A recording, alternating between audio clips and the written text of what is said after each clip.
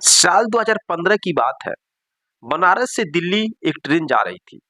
उस ट्रेन में सूरज नाम का एक लड़का, जो कि साधारण मजदूर था, खिड़की के पास बैठा हुआ सोच रहा था कि जिंदगी उसे कब मौका देगी कुछ बड़ा करने का।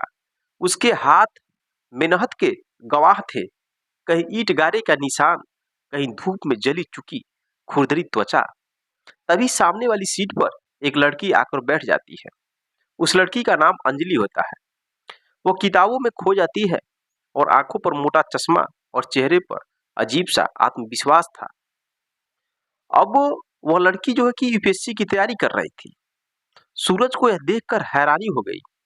वो सोचने लगता है कि कोई लड़की इतनी गंभीरता से पढ़ाई कर सकती है। ट्रेन दोस्तों चलने लगती है। जब ट्रेन चलने लगती है तो बहुत ही हिम्मत जुटा करके जो सूरज है उस लड़की से पूछता है कि तुम क्या पढ़ रही हो, किस चीज की तैयारी कर रही हो। तब अंजलि ने मुस्कुराते हुए जवाब दिया, मैं सिविल सर्विस की तैयारी कर रही हूँ। सूरज चौंक कर कहा, ओ आईएएस। अंजलि ने कहा, हाँ। दोस्तों अंजलि की आंखों में आत्मविश्वास था। सूरज को पहली बार लगा कि पढ़ाई भी एक अलग दुनिया है, जहाँ केवल मेहनत मायने रखती है। अंजलि और सूरज की बातें बढ़ने लगी। अंजलि को सूरज की सादगी पसंद आ गई और सूरज को अंजलि की लगन लग गई। यानी कि दोनों एक दूसरे से बातचीत करने लगे और दोनों एक दूसरे को पसंद करने लगे। अगले कुछ महीने में दोस्तों उन दोनों के बीच दोस्ती हो जाती है। ट्रेन बनारस से कानपुर पहुंची, फिर दिल्ली की ओर बढ़ी। इस सफर में दोनों के दिल एक दूसरे की ओर खींचते चले गए। अगले कुछ महीनों में उनकी दोस्ती गहरी हो गई और अंजलि की प्रेरणा से सूरज ने भी किताबें पढ़ना शुरू कर दिया। वह मजदूरी करता था लेकिन शाम को पढ़ाई भी किया करता था। लेकिन समय किसी के लिए रुकता नहीं है दोस्तों। अंजलि आईएएस की तैयारी करने के लिए, कोचिंग करने के लिए वह दिल्ली जाने लगती है और वह सूरज से कहती है कि मैं जल्दी ही आईएएस बनकर लौटूंगी। यह शब्द सुन करके सूरज ने मुस्कुराते हुए जवाब दिया, मैं तुम्हारा इंतजार करूंगा। लेकिन दोस्तों यह वादा निभाना इतना आसान नहीं था। अंजलि पढ़ाई में व्यस्त हो गई और इधर जो सूरज है, सूरज की हालत उसे खींचकर उसी पुरानी जीवन में वापस ले खींच चली गई। धीरे धीरे उनका संपर्क कम हो गया। इधर अंजलि बड़े मन से, बड़े लगन से अपनी पढ़ाई पूरा करती है और फाइनली अंत में वो आईएएस बन जाती है। आईएएस अधिकारी बनने के बाद साल 2023 का समय था। वह वहीं बनारस से दिल्ली जाने वाली एक ट्रेन में बैठती है और जैसे वो ट्रेन में बैठती है तो दोस्तों उसका जो सफर है, उस सफर के दौरान वो अपनी सीट पर बैठकर अपनी अतीत की यादें ताजा करने लगती है। और तभी उसने देखा कि सामने एक जाना पहचाना चेहरा यानी कि सूरज का है। लेकिन यह वही सूरज नहीं था। अब भी मजदूरों जैसे कपड़े, लेकिन चेहरे पर थकान और आंखों में पुरानी पहचान की झलक थी। अंजलि ने धीरे से कहा, सूरज, क्या तुम सूरज हो? उसके बाद दोस्तों सूरज ये शब्द सुनकर के जैसे देखता हो चौंक जाता है और उसने कुछ देर तक उसे विश्वास नहीं हुआ कि यह वही अंजलि है जब उसकी दोस्ती हुई थी 2015 में। दोस्तों दोनों कुछ देर तक एक दूसरे को देखते रह जाते हैं और वक्त जैसा कि ठहर गया। अब बातें शुरू हो गई दोनों में। दोनों ने 8 साल की कहानियां एक दूसरे से साझा की।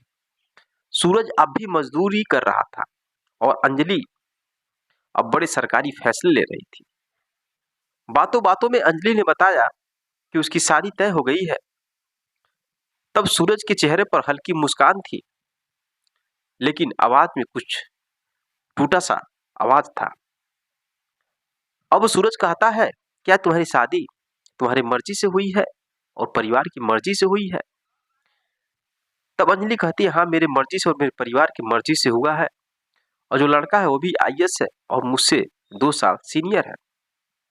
अब सूरज ने अपने भीतर की हलचल को छुपाने की कोशिश की। कहा कि अच्छा है, तुम्हारे बराबरी का लड़का मिल गया। उसने कहा, लेकिन अंजलि की आंखों में एक अधूरी कहानी थी। अंजलि को एहसास हुआ कि वह सूरज को अब भी प्रेम करती है। क्या उसने सिर्फ समाज और परिवार के दबाव में आकर यह शादी स्वीकार की थी? ट्रेन के सफर में ही उसने महसूस किया कि पैसा, प्रतिष्ठा और ऊंचा ओहदा सब कुछ होने के बावजूद वह अब भी सूरज के बिना अधूरी थी। लेकिन क्या शादी तोड़ सकती थी? क्या समाज और परिवार उसे इसकी इजाजत देगा? अगले स्टेशन पर सूरज उठकर खड़ा हो गया। अंजलि, तुम्हारी मंजिल आ गई, ऐसा सूरज ने कहा। अंजलि कुछ कहना चाहती थी लेकिन शब्द नहीं मिले। तुम्हारी दुनिया अलग है अंजलि, और मैं अब भी वही मजदूर हूं जो तुम्हारे सपनों से बहुत दूर हूं, ऐसा वह कहा। इतना कहकर सूरज ट्रेन से उतर गया। अंजलि जब घर पहुंची तो उसकी शादी की तैयारियां जोरों से चल रही थी, लेकिन उसका मन अब भी ट्रेन में छूटी उस अधूरी मुलाकातों को याद कर रही थी। उसने अपने माता पिता से बात करने की कोशिश की, लेकिन समाज और प्रतिष्ठा का डर उनके सिर पर सवार था। बहुत हिम्मत जुटाकर अंजलि ने अपने माता पिता से अपने उस प्रेमी के बारे में पूरी कहानी बताई। उसके बाद दोस्तों उसके पिता गुस्सा हो गए और गुस्से में कहे कि हमने तुम्हारे लिए कितना कुछ किया और तुम सब कुछ बर्बाद करना चाहती हो। अंजलि के पास दोस्तों दो रास्ते थे, एक वह जहां समाज की मंजूरी थी और दूसरा वह जहां सूरज था। शादी के दिन अंजलि दुल्हन के जोड़े में थी, लेकिन उसकी आंखों में कोई खुशी नहीं थी। अचानक उसने खुद से एक सवाल पूछा, क्या मैं अपनी जिंदगी किसी और के लिए जी रही हूं? और फिर उसने फैसला कर लिया। शादी से कुछ घंटे पहले ही अंजलि ने अपनी सगाई तोड़ दी और सीधा बनारस पहुंची। वहां उस जगह गई जहां सूरज मजदूरी कर रहा था। वह चिल्लाई, सूरज सूरज। उसके बाद सूरज ने मुड़कर देखा और उसकी आंखों में बहुत ही डिसबिलीव था। उसे विश्वास नहीं हो रहा था कि अंजलि उसे बुला रही है। वह कहती है कि सूरज तुम कहाँ हो, तुम मेरे पास आओ। सूरज दौड़ते हुए आता है और कहता है कि तुम यहाँ क्या कर रही हो? तो अंजलि कहती है कि अपने प्यार को वापस जीतने के लिए मैं आई हूं। सूरज कुछ कह पाता इससे पहले ही अंजलि ने उसका हाथ थाम लिया। उसके बाद अंजलि कहती है, मैंने बहुत देर कर दी सूरज, लेकिन अब और देर नहीं करूंगी। मैं तुम्हारे बिना अधूरी हूं, तुम्हारे बिना नहीं जी सकती। सूरज की आंखों में आंसू थे और आखिरकार सच्चे प्यार ने समाज की बंदिशों को तोड़ दिया और दोनों एक दूसरे से मुलाकात करके दोनों एक साथ जीवन यापन करने लगे, यानी कि दोनों की शादी हो गई। दोस्तों यह कहानी सिर्फ सूरज और अंजलि की नहीं है, बल्कि उन सभी प्रेमियों की है जो समाज, परिवार और परिस्थितियों की बेड़ियों में बंधे होते हैं। प्यार सिर्फ साथ रहने का नाम नहीं, बल्कि एक दूसरे को पूरा करने का नाम है। क्या आपने कभी ऐसा प्यार खोया है जो आपका था लेकिन समाज ने उसे छीन लिया है? तो कमेंट बॉक्स में कमेंट जरूर करिएगा। मेरे दोस्तों यह लव स्टोरी कैसा लगा? अगर थोड़ा सा भी अच्छा लगा हो तो चैनल को सब्सक्राइब, वीडियो को लाइक करें और मिलते हैं नेक्स्ट वीडियो में नेक्स्ट कहानी के साथ। तब तक के लिए जय हिंद, जय भारत।